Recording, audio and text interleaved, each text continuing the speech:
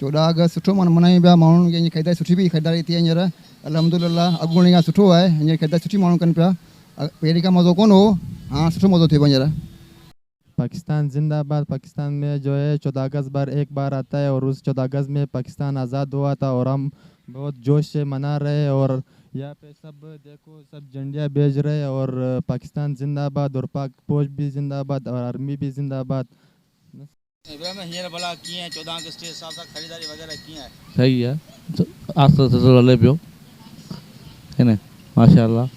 ऐं इंशाअल्लाह अल्लाह खां ख़ैर 12 तारीख़ खां 11 तारीख़ खां 12 खां 13 खां कम तेज़ हलंदो, हीअं तमामु पोजीशन सिल्ली आहे। पूरे मुल्क जियां अॼु सुजावल में बि 14 अगस्त जूं तयारियूं ज़ोर ऐं शोर सां जारी आहिनि। 14 अगस्त में बाक़ी 2 खां 3 ॾींहं आहिनि, उन में जेको आहे सो बेजनि जूं झंडनि जूं पाकिस्तानी परचम जूं ख़रीदारियूं जारी आहिनि। ऐं असां ॻाल्हायो सुजाल वासी चई रहिया आहिनि त 14 अगस्त जेको आहे पाकिस्तान जी आज़ादी जो ॾींहुं आहे, असीं उन आज़ादी वारे ॾींहं खे जोश सां मल्हाईंदासीं। कैमरामैन सुमार अबू मैशूरी सां गॾु इमरान अली, इबरत न्यूज़, सुजावल।